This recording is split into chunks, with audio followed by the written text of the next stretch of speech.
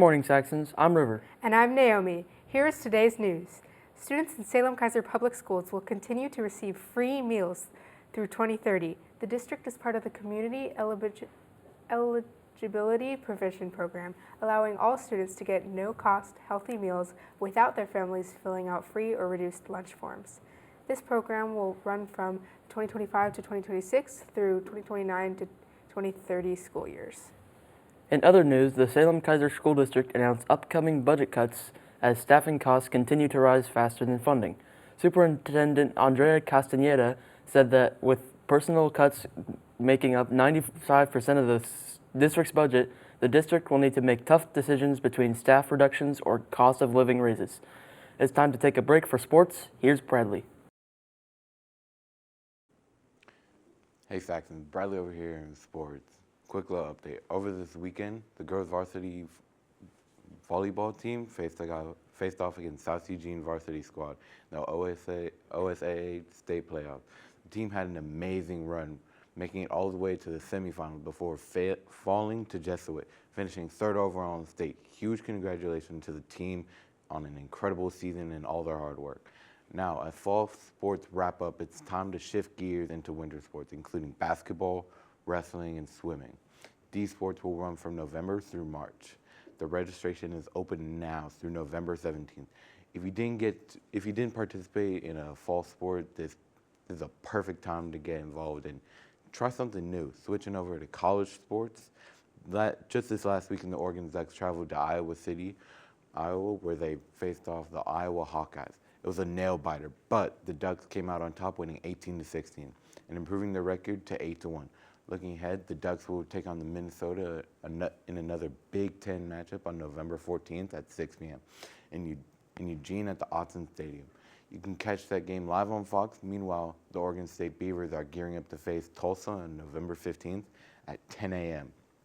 in Chapman Stadium down in Tulsa, Oklahoma. That game will be available to stream on ESPN Plus, and in the NBA, the Portland Trailblazers will go ahead with the Houston Rockets in an in-season tournament matchup on November 14th at 5 p.m. The game will take place at the Toyota Center in Houston, Texas. That's all for your sports update. Congrats on our South teams, and good luck to everyone getting ready for winter sports. Go Saxons! Thanks, Bradley. Turning to local updates, Gear Community Park in Salem is being renovated thanks to the Safety and Livability Bond.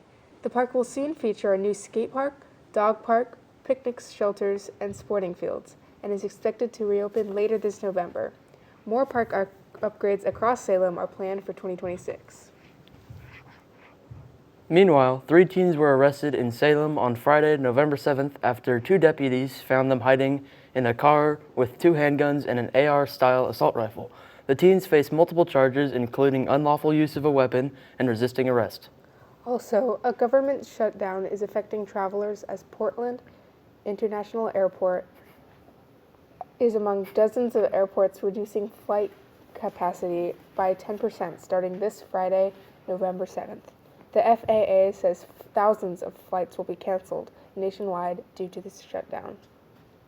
Let's take a break for the weather here with Noah. Good morning, South Salem High. Now, this week we got an average of about 50 and a low of about 40, with it being a bit colder on Tuesday, despite it being one of the few sunny days this week. Now, it's going to be mostly cloudy, rainy, but on Tuesday and Friday, like I said, it's going to be happily sunny, and it's about sustaining the same temperature all week. That's it. Back to you guys. Thanks, Noah. And finally, in some lighter news, Zwadi Mungu, a lion at the Oregon Zoo, just celebrated his 18th birthday. This makes him one of the oldest lions in North America. Born in 2007 and brought to Portland in 2009, Zwadi has fathered 2 litters of cubs and is still thriving despite some health challenges. That's all for today's SAXON TV. Stay tuned for more local stories and community updates.